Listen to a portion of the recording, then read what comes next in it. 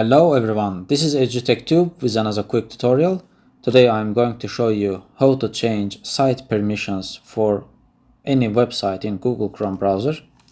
So open the Google Chrome, and in any site you will see such button near the website.